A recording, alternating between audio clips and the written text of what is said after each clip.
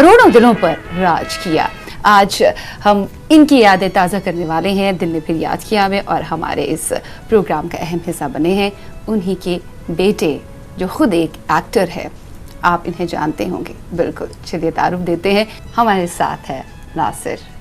बहुत बहुत स्वागत है आपका। दिल ने फिर याद किया में आज यादें ताज़ा होंगी आपके वालिद साहब के ऊपर। आपको देखकर ऐसा लगता है कि जैसे हूबहू उनकी जवानी हमारे सामने आ गई है। हाँ, सिर्फ 50 केजी ज्यादा। हाँ, कह सकते हैं। लेकिन फिर भी आपने बहुत अच्छे से अपने आप को मेंटेन करके रखा हुआ है। अब एक्टिंग के क्षेत्र में है, करना तो पड़ेगा। करना आजकल तो करना पड़ता है।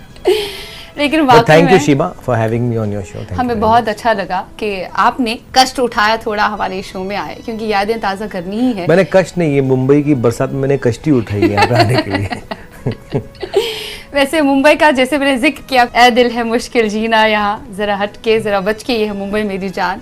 मुंबई में वाकई में इतनी फास्ट लाइफ है, हर एक का जीना मुहाल कर देती है ये, और हर एक अपने सपने लेकर आता है मुंबई में उनको उड़ान देने के लिए। और आपके वालिद साहब ने भी ऐसा किया था जब उन्होंने मुंबई की तरफ रुख किया था।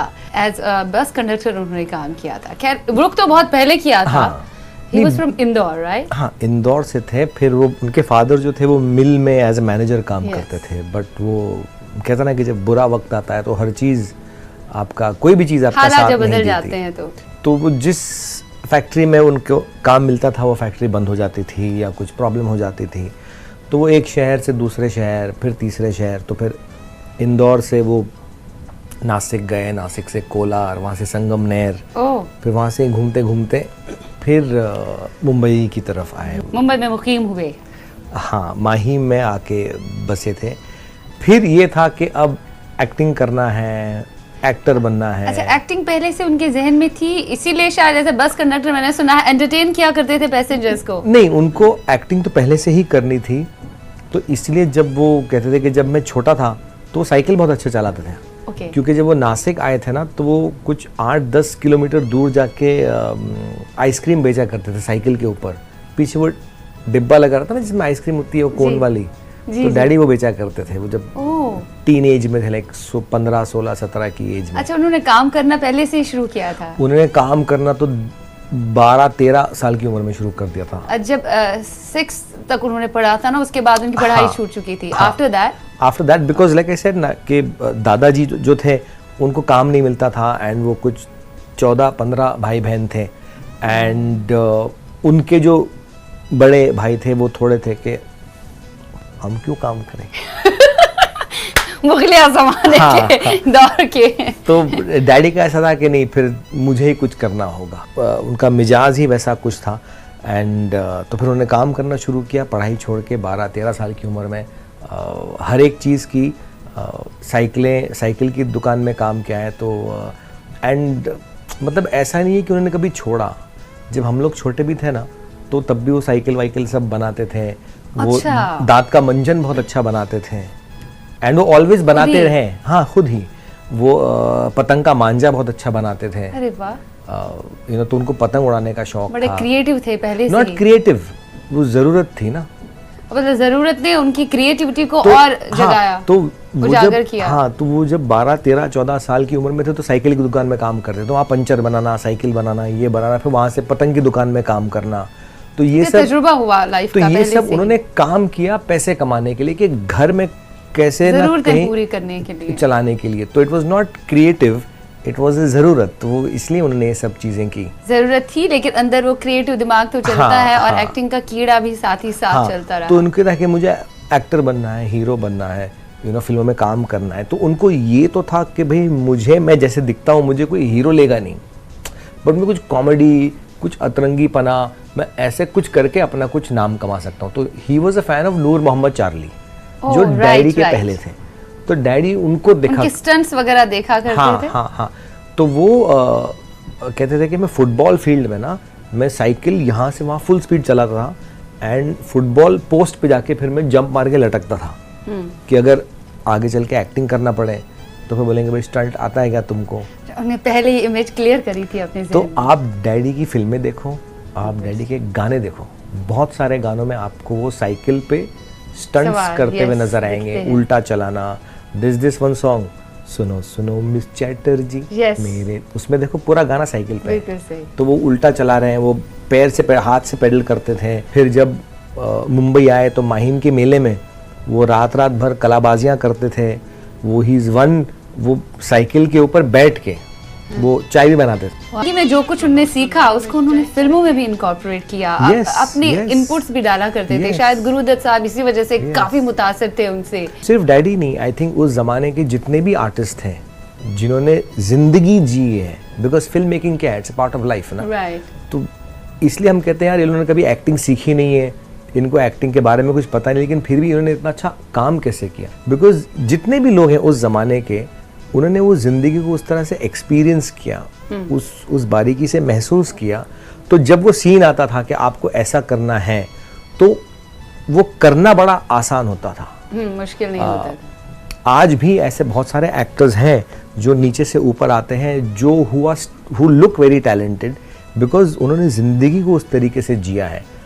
एक्टिंग स्कूल्स उनके लिए हैं जो BMW में जाते हैं एक्टिंग सीखने के लिए, क्योंकि उनको कुछ नहीं पता कि इमोशन क्या होता है, जिंदगी के रिफ्लेक्शन क्या होते हैं, भूख क्या होती है, प्यास क्या होता है। एक्सपीरियंस नहीं किया होता है छोटी छोटी प्रॉब्लम जिंदगी में। एक्टिंग स्कूल्स उनके लिए हैं जिनको कुछ नहीं पता कि वहां पे जाके भी माँ मर गई रो, तो how mother die, so they don't know, you know.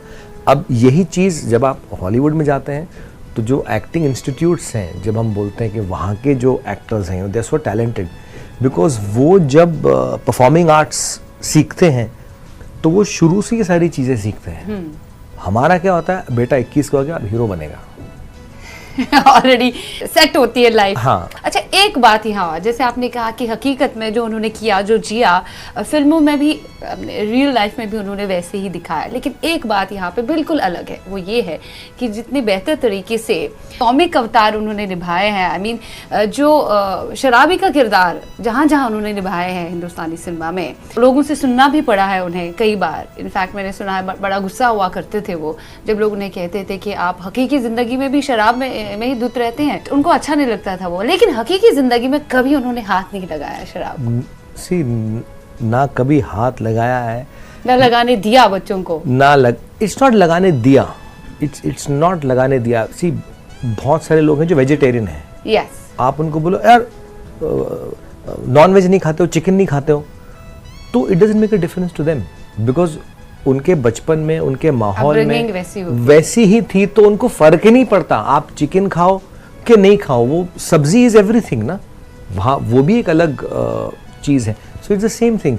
तो हमको तो पता ही नहीं था कि इंजॉयमेंट के लिए शराब पीना चाहिए। इंजॉयमेंट अपनी तरफ है, शराब अपनी तरफ है। जस्ट बिकॉज ऑफ शराब आप इंजॉय कर सकते हो, ये एक प्रोपेगेंडा क्रिएट किया गया है by alcohol firms to sell alcohol.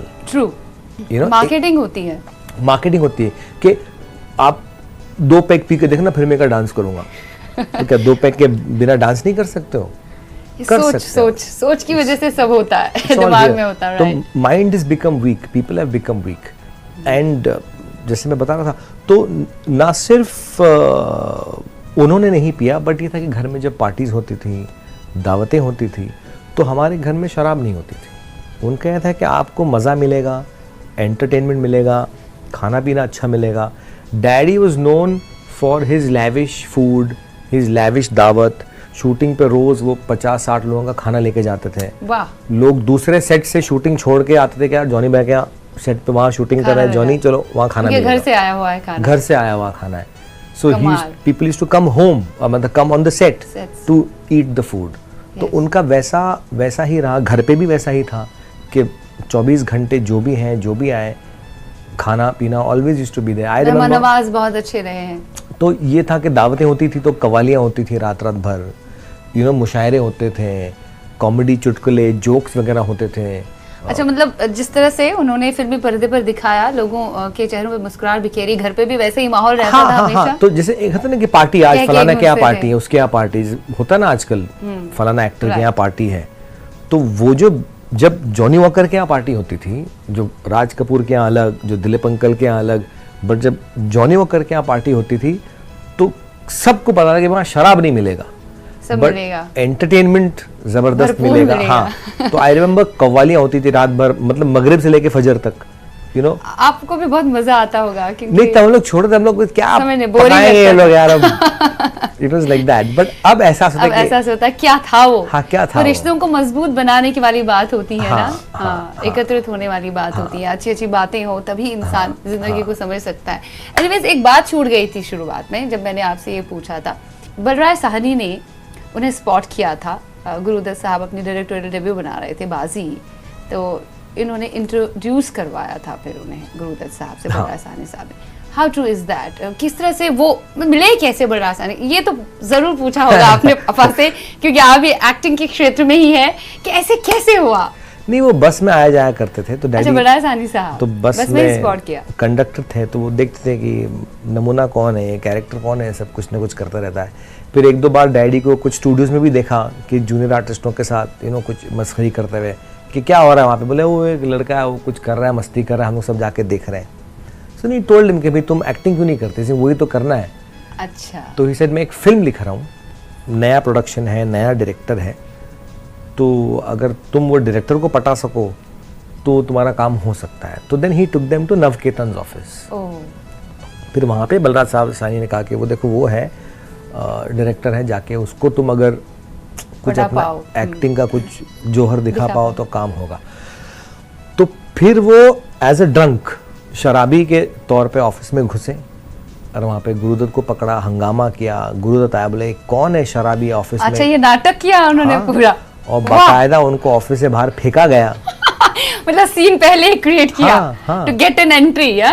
Then Balraj Sahni साहब केम बैक विद हिम, कह रहे भाई ये जानबूझ के बनाया गया है ड्रामा, क्रिएट किया कर रहा है काम के लिए, तो अगर कुछ है तो बताओ।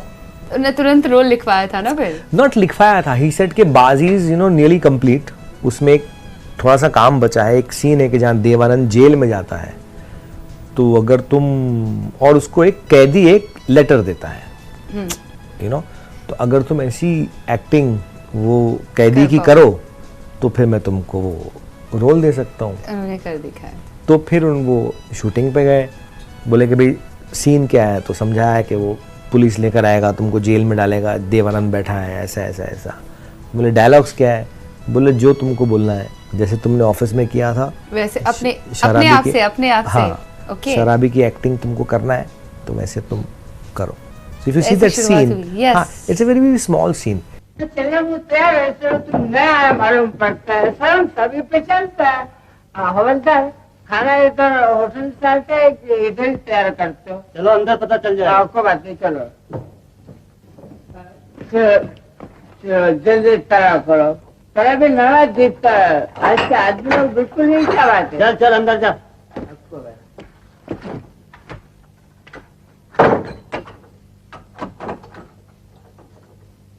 कोई भी नहीं, आज तो खाली पड़ी। भाई कौन है? ओ मदन। क्यों भैया, खिचड़ी विचड़ी मिली कि नहीं इधर?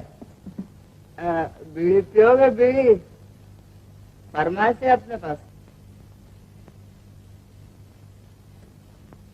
अगर तुमने अपनी जबान खोली तो तुम्हारी बहन को खत्म कर दिया जाएगा। एंड उसके पहले भी डैडी ने फिल्मों में काम किया था, बट उनका यह था कि मैं दोस्तों को लेके जाता था और बोलता था कि पलक नहीं झपकना, कि जहाँ पलक झपके तो मेरा काम गया। तो बट इस फिल्म से आई वुड नॉट से रिकग्निशन, बिकॉज तब उनका नाम भी नहीं आया था स्क्रीन में। एंड ये नवकेतन की पहली फिल्म थी एज ए प्रोड्यूसर, गुरुदत्त की पहली फिल्म थी as a director, and film hit रही। एंड ये जो सीन था ना, फिल्म का टर्निंग पॉइंट था। तो जब पब्लिक बाहर आई कि यार वो शराबी अगर नोट नहीं देता तो ऐसा नहीं होता, तो देवानंद को ऐसा नहीं पता चलता, तो फिर वो वैसा नहीं करता। सो वो जो सीन था वो लोगों के जहन में अटक गया। एंड देन इट वाज कि वो लड़का कौन था जिसने वो शराबी की एक्टिंग की। तब तो उनका नाम बदरुद्दीन काजी था। बदरुद्दीन काजी था। राइट। उसके बाद गुरुदत्त साहब ने चेंज करा, Chetan Anand. It was people से इट इज गुरुदत्त साहब, इट्स चेतन आनंद साहब। उनके साथ भी तो काम किया था उन्होंने। हाँ, सी नवकेतन ना same yes it's Navketan, right. लेकिन नवकेतन फिल्म्स के साथ भी डैडी ने सारी फिल्में की हैं गुरुदत्त के साथ वो मेजर फिल्में की हैं। See because Guru Dutt film iconic, yes, you know, and because of Gurudutt साहब untimely demise and वो एक legend, you know, एक हम मिस करते हैं। देव साहब was माशाल्लाह till 80 plus, so we have a different Gurudatt बहुत कम उम्र में हमें छोड़ के चले हाँ। गए थे। अच्छा, यहाँ ये कहना भी जरूरी है कि गुरुदत्त साहब का जब इंतकाल हो गया तो इनके करियर पे भी काफी असर पड़ा क्या? Is that true? या काफी जज्बाती हो गए थे? Not only on the career, on his personal life also. तो बहुत close association very very था। close थे। एंड डैडी का ऐसा था, वो जब एक दौर आया कि साउथ की फिल्में बनना शुरू हुई मिड 60s अर्ली 60s वगैरह में, तो मद्रास में शूटिंग होती थी, तो उनको एक फिल्म मिली, वो मद्रास गए एंड होटल में गए, फिर शूटिंग पे गए, तो वहाँ पे इंफॉर्मेशन आई कि भाई आपके ब्रदर इन लॉ गुजर गए, तो फिर उनको वापस आना पड़ा। फिर कुछ अरसे के बाद फिर वापस मद्रास गए, फिर वहाँ पे पता चला कि अरे आपकी एक और आई थिंक उनकी मदर और समबडी पास्ट अवे। फिर डैडी वापस आ गए एंड ही से तीसरी बार जब मैं गया तो मैंने ऐसे कमरे में बैग ऐसे रखा ही था कि फ़ोन की घंटी बजी एंड मैं बोला कि अब कौन गया, and then he picked up the phone and फिर वहाँ से बोला कि जल्दी आ जाओ भाई, गुरुदत्त पास्ट अवे। तो ही सेड मैंने बैग रखा भी नहीं, मैं सिर्फ उठा के वापस आ गया। और उसके बाद चाची 420 इवेंट टू मद्रास, चाची 420 की शूटिंग हो रही थी, तो उस बीच उन्होंने काफी लंबा गैप लिया था ना? हाँ 14 साल का गैप था। यस, 14 साल लेकिन का gap. After Guru Dutt past daddy कभी चेन्नई नहीं गए, उसके बाद चाची 420 की शूटिंग के लिए फिर वो शूटिंग के चले लिए गए। गए एंड वो बार बार मैं नहीं आऊंगा, मैं नहीं आऊंगा, मैं नहीं जा सकता। एंड आई वो remember in the emotional flight also he trauma was था। So upset, very upset. You know, कि क्यों कर रहा हूँ मैं, क्यों कुछ होगा। डैडी कुछ नहीं होगा, सिर्फ वो टाइम अलग से, तू नहीं जानता गधे, हमको पता है, एक नहीं दो नहीं 3 बार वो बैड लक है, मेरा ऐसा होगा, मेरा कुछ ना कुछ मिलेगी खबर। अच्छा, उनके जहन में वो आ गया था कि पता नहीं अगर मैं जाऊंगा फिर वैसी कोई तो खबर इसलिए ना उन्होंने जो भी फिल्में उस जमाने में चेन्नई में होती थी ना, फिर 60s में डैडी ने नहीं की। उन्होंने ऑफर्स ठुकराए थे सर। ओके, कैसे मिला ये दुपट्टे का टुकड़ा? अरे हाय मियां, ये मत पूछो। क्यों, और दिल पे चोट लगी क्या? हमारा पीठ पे भी चोट दे गई है। क्या कह रहे हो? अरे अरे अरे अरे, अम्मा क्या लहरदार चोट है, सालिम ने क्या बल खा के मारा होगा, बिल्कुल नागन की तरह। क्या कर रहे हो? अम्मा बिल्कुल ही थर्ड क्लास आशी को यार, जरा सी चोट पे हाय मातम शुरू कर दी। मुझे देखो, सिर्फ तोप का गोला ही आजमाया नहीं गया, वरना तमीजन ने दुनिया की कोई चीज उठा नहीं रखी और सब पै गए। हयादार होते तो डूब मरते। वाकई। एनीवेज, गुरुदत्त साहब के साथ उनका राब्ता तो बहुत अच्छा रहा है और उनका राब्ता तो और डायरेक्टर्स के साथ भी फिर रहा, जैसे बी.आर. चोपड़ा साहब के साथ भी उन्होंने किया, नादा और उन्होंने की, देन बिमल रॉय साहब के साथ भी उन्होंने की फिल्में की। खुद पर्सनली उन्हें गुरुदत्त साहब से ही ज्यादा लगाव था कि कोई और डायरेक्टर है जिनके साथ वो कंफर्टेबल होते थे? लाइक ऑल दीज नेम्स जो आप ले रहे हो सबके साथ कंफर्टेबल थे, बट आई थिंक वो एक ग्रुप था उनका, डैडी का, रहमान साहब का, गुरुदत्त साहब का, अबरार अंकल का, you know, Abrar Ali was writer, तो ये सब इनका एक आई थिंक अपना एक ग्रुप था, ये चारों का चौकड़ी थी इनकी, कंफर्टेबल तो बड़ा एक महसूस हाँ, होता था। लाइक आई एम सेइंग यारी दोस्ती होती है ना, मतलब बहुत सारे निकल नहीं पाते हो। आई स्टिल रिमेम्बर जब अबरार अंकल जिंदा थे तो वो हमारे घर के एकदम सामने रहते थे, तो वो हर रोज बंगले पे आते थे डैडी से मिलने के, हर रोज एवरी डे 10, 11, 12 बजे अबरार अंकल आते थे, बैठते थे और जॉनी क्या हो रहा है आज, तो डैडी का कुछ नहीं यार, बैठे हैं, टीवी लगा दिया, फिर टीवी लगा दिया, यहाँ वहाँ की बातें हो गई, फिर न्यूज़ पे कुछ खबर आ गई या कुछ हो गया, मतलब अभी जैसे मैं बोल रहा हूँ फ्रांस क्रोएशिया का मैच, तो डैडी में फ्रांस जीतेगी, देख अच्छी तगड़ी टीम है फ्रांस की, अरे जॉनी कुछ भी बोल रहा है, क्रोएशिया की टीम देखना बहुत, वो लड़का मैं देख रहा हूँ अच्छा है, भाई गधे तेरे को क्या पता, फ्रांस तू कभी फुटबॉल खेला है क्या, जो तेरे को मालूम है।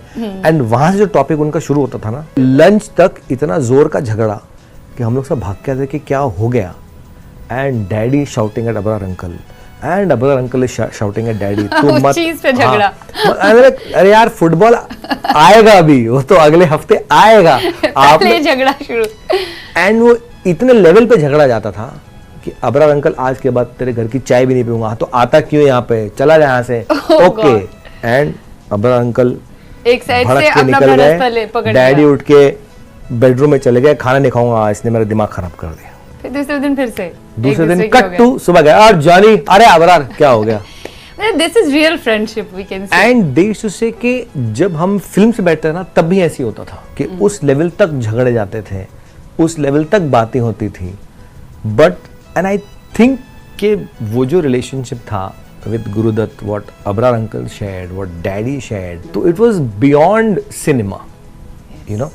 तो इसलिए जब वैसा एक आदमी जब आपकी जिंदगी से निकल जाए तो ऑफ कोर्स आप थोड़ा सा जज्बाती हो जाते हैं, आपको दुख बहुत ठेस पहुंचती है actually. Because I am again saying that it was untimely death, Yes. It was not required, not needed. Nasir, काफी मजा आ रहा है आपके साथ, बीती यादें ताज़ा हो रही हैं आपके वालिद साहब जॉनी वॉकर के बारे में, लेकिन फिलहाल विराम देना पड़ेगा अपनी गुफ्तगू को, हमें लेना पड़ेगा एक छोटा सा ब्रेक। मिलते हैं इस ब्रेक के बाद, आप देखते रहिए अपना चहेते प्रोग्राम दिल ने फिर याद किया।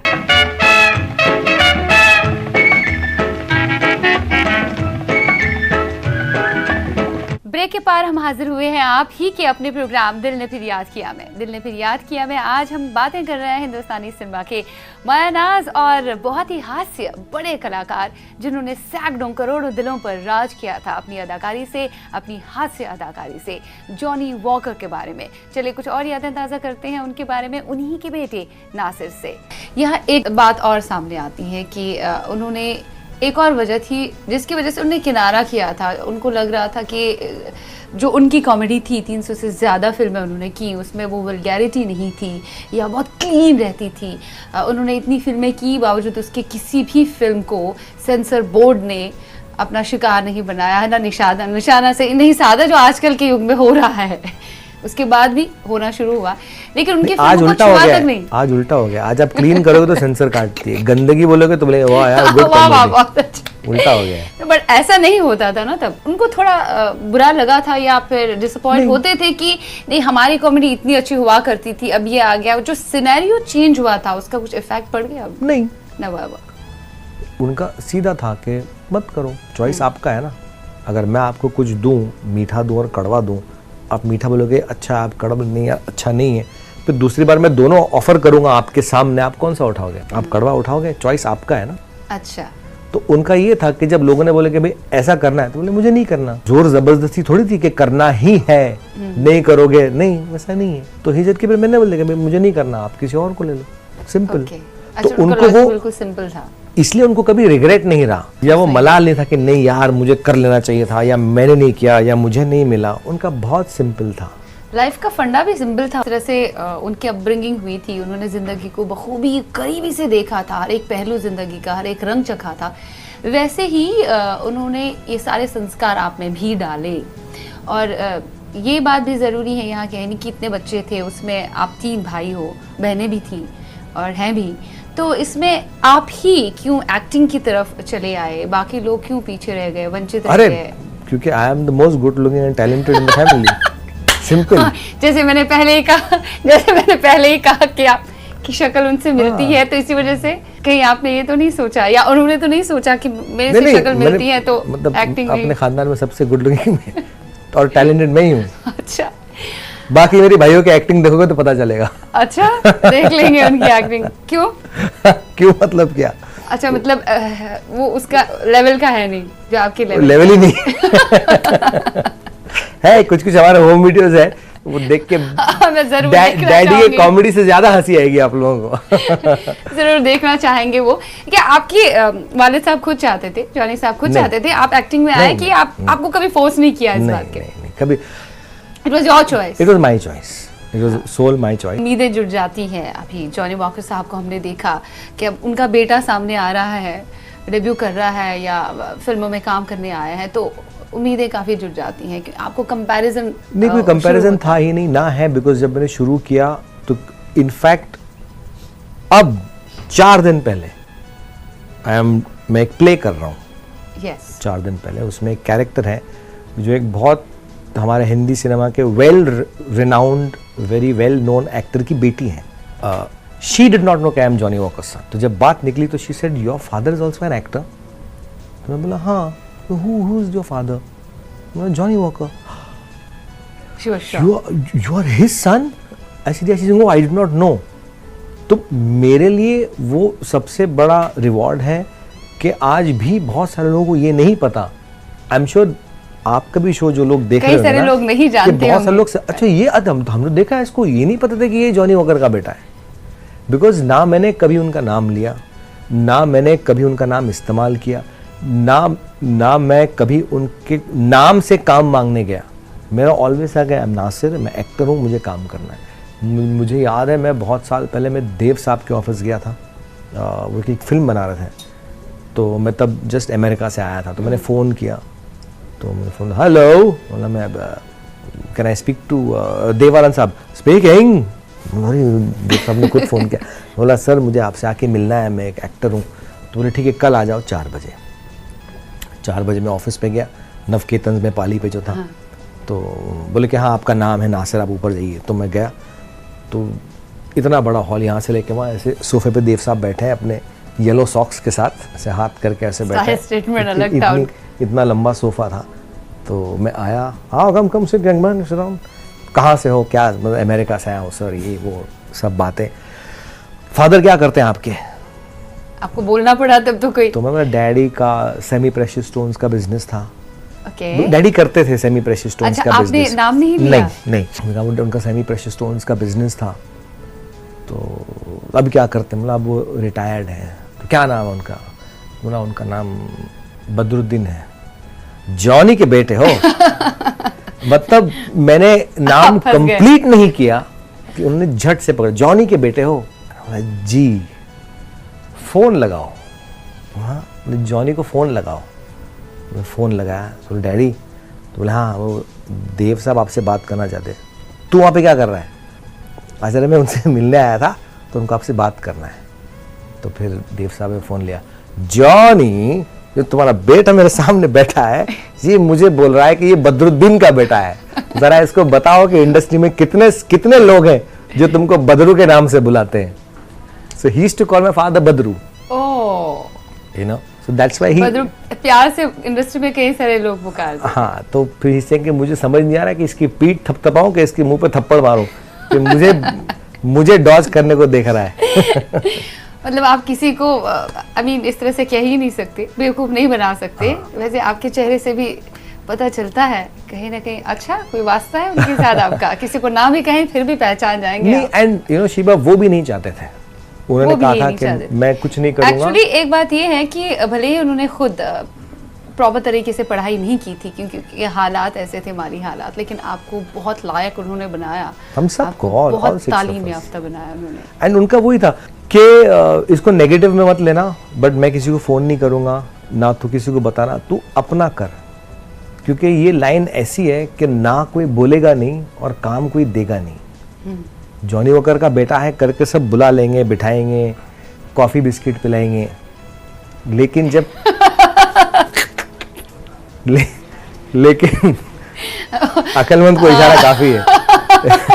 लेकिन जब बहुत अच्छा किया काम की बात आएगी ना, जब तू कैमरा के सामने आएगा ना, तो नासिर क्या है, फिर जॉनी वॉकर का बेटा है, इसका बेटा है, उसका बाप है, कोई फर्क नहीं पड़ता, ना डायरेक्टर, ना प्रोड्यूसर, ना पब्लिक। तो अभी से अगर तू वो पकड़ के चलेगा ना, एंड लाइक आई से के कभी निराशा नहीं होगी एक्चुअली उनके कहने का। Also at the same time किसी डैडी ने जो मकाम पाया था, जो नाम, जो शोहरत जो पाई थी, I have not achieved it, मुझे नहीं मिली है वो, बट मुझे भी फर्क नहीं पड़ता। आई एम नॉट रिग्रेटिंग कि शिट यार डैडी का, और मुझे नहीं मिला, इसको मिल गया, इससे तो मैं बेटर एक्टर हूँ, यू नो, या मेरे जो कंटेम्परीज हैं या मुझसे जो यंग है जो आके और सक्सेसफुल, उससे फर्क नहीं पड़ता, बिकॉज हमने देखा है at the end of the day मुझे ही डैडी का हाथ पकड़ के लेके जाना पड़ता था ना। At the end of the day you should be happy, अगर आप खुश हैं अपने आप से, वही आपने अचीव किया लाइफ में। कोशिश कर रहे हो, अगर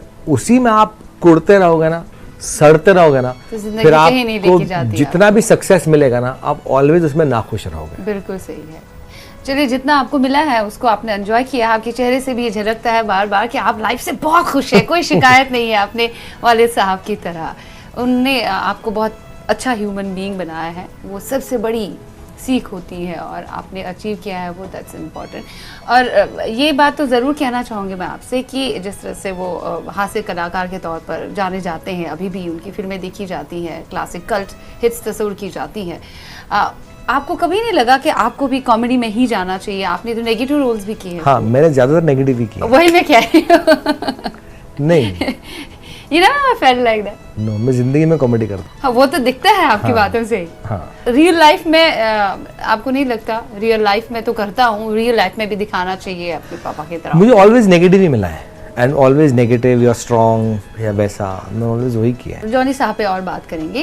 उन्होंने एक फिल्म प्रोड्यूसर डायरेक्ट भी की थी, पहुंचे पहुंचे हुए हुए लोग, राइट, 1985 की ये बात। तो देन वो प्रोड्यूस करने का, डायरेक्ट करने का क्या पीछे ये था? कभी आपने उनसे पूछा था या उन्होंने आपसे कहा था कि नहीं अभी फिल्में प्रोड्यूस करनी चाहिए या फिर डायरेक्ट करना चाहिए, ऐसा कुछ? It was a political satire film थी वो, यस, बट वो बिल्कुल ही नहीं चली, बिकॉज उसमें कोई एक दूसरा बड़ा हीरो साइन था जिसने एन वक्त पे डिच कर गया। तो फिर उनका ऐसा कह रहे सब चीज़ें रेडी हो गई, शूटिंग हो गया, then he took a new boy, he took a new girl, and उस टाइम पे वीडियो का ज़माना निकला था, वीडियो पायरेसी बहुत होती थी। तो फिल्म रिलीज़ के पहले ही सब वीडियोस वगैरह में आ गई, एंड उस ज़माने में 2-3 पॉलिटिकल फिल्में एकदम डब्बा हो गई। तो ये बोले कि आप पॉलिटिकल पिक्चर है, सटायर पिक्चर है, तो बिल्कुल नहीं चली फिल्म वो। अच्छा, उन्होंने ये ही क्यों लिया? I mean subject, why he wanted this political satire ही? वो दूसरा सब्जेक्ट भी तो ले सकते थे। Why he was so inclined towards this? Because it was a film with a message about politics and how politicians should be. मतलब उसमें एक 2-3 सीन थे, तो जो सेंसर वाले थे तो वो लोग आए थे, बोले कि अरे भाईजान ये जो आपने सीन दिखाया है ये तो मतलब अगर नेता लोग को पता चल जाएगा तो इसमें बहुत प्रॉब्लम हो जाएगी। तो आपने सुना होगा ना, ऑब्जेक्शंस आई बहुत थी बीच में। ऑब्जेक्शंस नहीं कि ये आप गोट कहाँ से निकाल के लाए। ओके, आपने सुना होगा ना कि नोट दे के वोट लेते हैं। जी, तो डैडी ने कहा था, चल रहा है। तो डैडी ने कहा था कि मैं वोट दे के नोट दूंगा। सीन ऐसा था कि बैलेट बॉक्स में आप जाते हो, ठप्पा मार के अंदर डालते हो, तो वो अमजद खान बोलता है कि कुछ नहीं करना, ये जो पहला जो आदमी है ना ये अपना आदमी रहेगा, इसको एक वाइट पेपर दे दो, तू अंदर जा, तू बैलेट पेपर उठा, उसको अपनी जेब में रख, ये कागज़ को अंदर डाल और बैलेट पेपर को मेरे पास ला, मैं उस पर ठप्पा मारूंगा, फिर ये पेपर मैं आपको दूंगा, आप अंदर जाओ अपना वोट डालने, आपका जो बैलेट है वो जेब में रखो, मैंने जो दिया है वो आप डब्बे में डालो, उस पर मैंने अपना ठप्पा ऑलरेडी मार दिया, वो डब्बे में डाल के आप ये मेरे पास लेकर आओ, फिर मैं आपको पैसे दूंगा, फिर आपके पेपर में मैं ठप्पा मारूंगा, फिर मैं इसको दूंगा। So it is not note देके वोट लेना, इट वाज वोट लेके नोट देना। Yes yes, so it was like that. So ऐसी 2-3 चीज़ें उन्होंने डैडी ने उसमें रखी थी। सो आई एम श्योर अभी बहुत सारे नेता लोग देखेंगे तो कैसे वो निजी जिंदगी में भी वैसे किसी से डरते नहीं थे, उन्होंने हमेशा अपने असूलों से लाइफ जी थी और हमेशा वैसे ही रहे हैं वो। हाँ, बहुत सिंपल थे, वेरी वेरी सिंपल मैन। मतलब बाहर अभी क्या क्या शौक रखते थे वो? वो खाने का शौक था, खाने का शौक था, बातें करने का तो शौक था, उससे हंसाने ज्यादा का तो शौक खिलाने का शौक था डैडी वो तो आपने कहा मेहमान नवाज से सेट्स पे लेके जाया करते थे खाना बनाने। ऑलवेज था। अच्छा, यहाँ ये अब खाने की बात आ गई है तो इस वजह से आपकी जो माँ है उनको तो बहुत मशक्कत करनी पड़ती होगी घर पे, हर दिन सेट्स पे खाने या फिर मेहमान नवाजी, घर पे रोज मेहमान आते हैं। हमारे यहाँ, सॉरी मैं आपको, हमारे यहाँ मेहमान कैसे आते थे? हाँ बताएं। मतलब कि कोई आया, अरे बेटा आया पढ़ाई करने, तो वो 4 साल रुक कर गया, कोई आया है तो वो 7 साल रुक कर गए वो लोग, कोई आया है तो वो 6 साल रुक कर गए वो लोग। अच्छा, मेहमान जो है 4 दिन के नहीं थे, 7-7 8-7 साल के थे। हाँ, तो हमारे घर में ऑलवेज हमारा जो पेरी रोड पे जो बंगला था, जिसको मतलब लोग आज भी पहचानते हैं, मतलब आज सुबह भी जब मैं कहीं गया बोला आपको बंगला था, वहाँ जॉनी वॉकर बस स्टॉप हम लोग जाते थे, मतलब उसमें 17 कमरे थे, मे बी मोर, और वो छोटा पड़ गया था, मतलब 4 माले की बिल्डिंग थी, वो भी कम पड़ गया था कि माशाल्लाह इतने सारे लोग घर में रहते थे। मतलब हमेशा से घर पे शोरगुल रहता था 24 घंटे 24/7। तो उनका ये नहीं था कि नहीं मत आओ, मतलब आज भी on our house there is no lock, the door is open। नूर जहां, उनसे वो सेट पे मिले थे एक फिल्म के सेट पे, बड़ा बगावती प्यार था, बगावत की नहीं बड़ा, it was not बड़ा बगावती, but it was against the family, right? It was not even against the family, it is just did not, वो बोलता ना कि घर वालों की इजाजत टाइप वैसा कुछ हुआ ही नहीं। They fell in love, they wanted to get married, they got married। बाबूजी धीरे चलना प्यार में जरा संभलना, राइट। इनफैक्ट मम्मी ने डैडी के साथ काम भी किया है, आर पार फिल्म में। यस, गुरुदत्त साहब की गुरुदत्त। अगेन।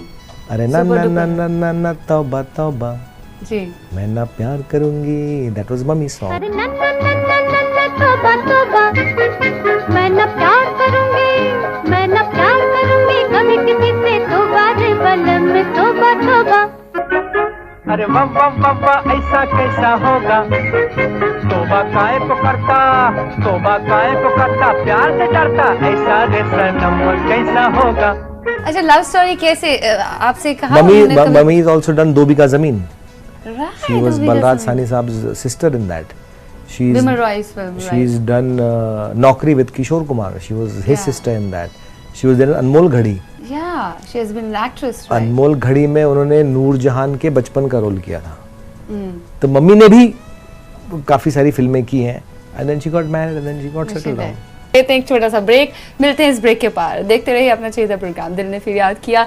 जॉनी वॉकर साहब के बेटे बहुत ही चहेते हैं और काफी शरारती भी है नासिर। हम मिलते हैं इस ब्रेक के पार, स्टे ट्यून्ड।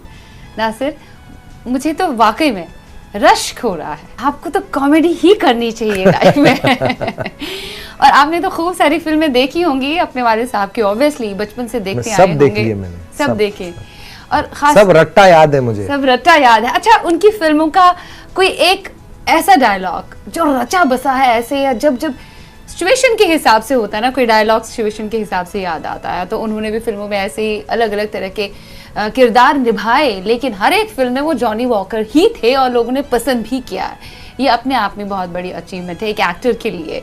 तो आपसे मैं अगर पूछूं कि कौन सा ऐसा डायलॉग है जो रचा बसा है ऐसे कि जब भी ऐसी सिचुएशन कोई आती है तो वो डायलॉग तो आ ही जाता है, अलग मोड़ पे अलग अलग डायलॉग से याद आते होंगे obviously। डायलॉग डैडी का ना मुझे याद है, ना ऑडियंस को याद है, ना डैडी को याद था, because it was not his dialogue, it was his timing.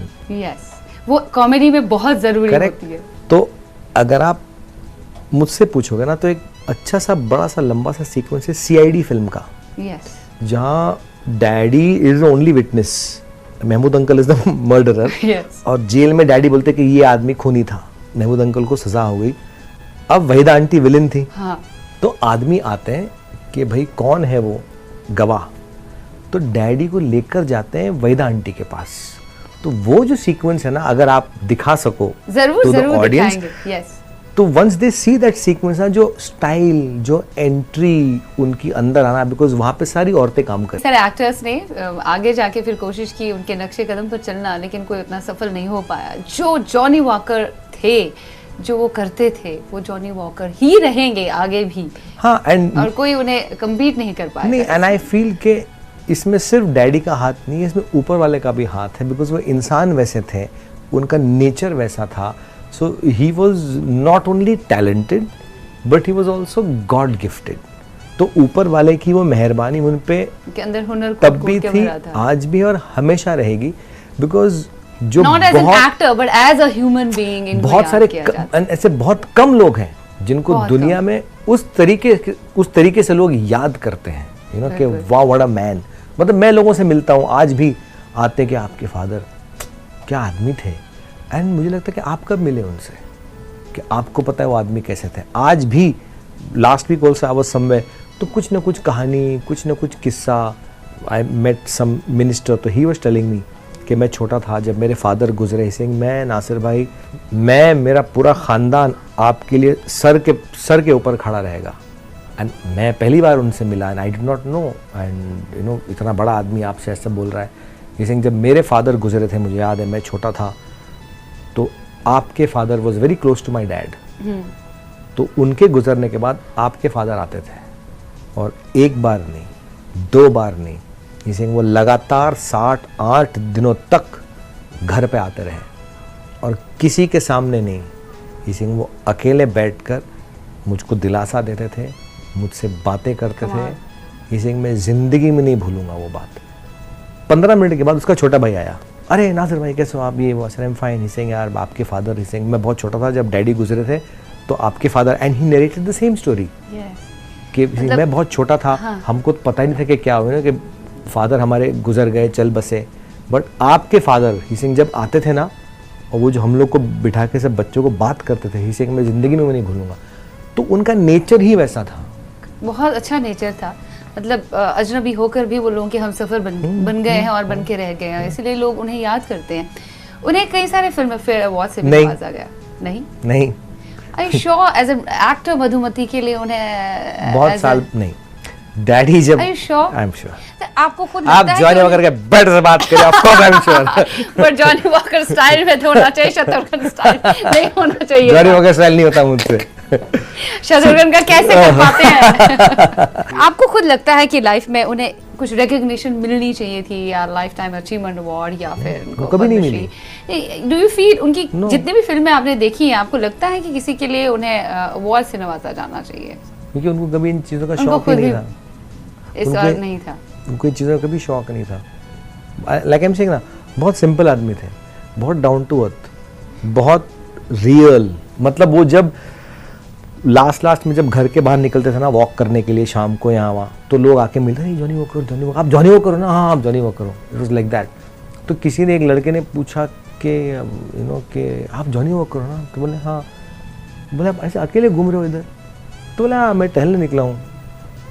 तो बोले अरे अब कैसा लग रहा होगा ना आपको, एक ज़माने में सब लोग आपके पीछे भागते थे, अभी आपको कोई पूछ नहीं रहा। तो डैडी बोला ना तब मुझे अच्छा लगता था, अब मुझे बहुत अच्छा लगता है। अरे वाह। So he was like that. उनको like I'm saying उनको कोई नहीं था। पॉजिटिव। And उनका नेचर ही वैसा था कि क्या है, all this is। बाजी का तो बड़ा शौक था हमारे घर पे, तो 7 साल के लिए मेहमान लोग आते थे, 2 दिन के लिए नहीं। उसके अलावा किस चीज का शौक था? डैडी को शिकार का बहुत शौक था, बट उनका ये था कि जंगल में जाएंगे तो जानवर को मारना नहीं है, हम लोग जानवर को मारने नहीं जा रहे हैं, हम जिस नेचुरल हैबिटाट में वो रहते हैं आप उसको देखो। बिकॉज जू वगैरह में वो it is not you know, जो शेर हैं, जो हिरन है, वो जू में अलग होता है और उसके जो हैबिटाट में है उसमें अलग होता है। तो इट वाज नॉट कि going for hunting, it is going for the माहौल। एंड नो शराब, नो रेडियो, नो नथिंग, कुछ नहीं। दुनिया में क्या हो रहा है उससे कुछ नहीं, जंगल में रहो, 10-12 दिन जाओ। नौशाद साहब is to go, Shammi Kapoor साहब इज टू गो, दत्त साहब इज टू गो, गुरुदत्त साहब इज टू गो। तो पूरी मैं बोल रहा हूँ जब 50s में जब all these things were allowed, अभी तो खैर सब बैन है, तो वो सब अपना जंगल बुक करके वो लोग वहाँ पर जाते थे। शिकार का शौक था सभी को, यू नो, सलीम अंकल के फैमिली से कुछ लोग, तो वो सब वहाँ पर जाते थे। And they to just enjoy that whole atmosphere, because यहाँ पे इतना काम होता था, तो वो एक वेकेशन, एक ब्रेक था। हाँ। फिर उनको बैडमिंटन का शौक था, उनको हॉकी का शौक था, क्रिकेट का शौक था, कैरम बहुत अच्छा खेलते थे, पतंगबाजियाँ क्या करते थे डैडी, उफ। हमारी गुजरात से और हैदराबाद से पतंग और मान जाती थी। आपको भी शौक है? हाँ अभी भी करते हैं हाँ। आपने पापा के कितने शौक हैं जो आपने भी पाल के रखे हैं? बैडमिंटन खेलता हूँ मैं बच्चों के साथ, क्रिकेट खेलता हूँ, फुटबॉल खेलता हूँ, पतंग उड़ाता हूँ अपने बेटे के साथ, बेटियों के साथ। So I do घर everything. वालों को हंसाते भी हैं आप? नहीं, घर वाले मुझे हंसाते हैं। हम लोग का पूरा घर ऐसी है। बहुत अच्छा लगा आपसे बात करते हुए।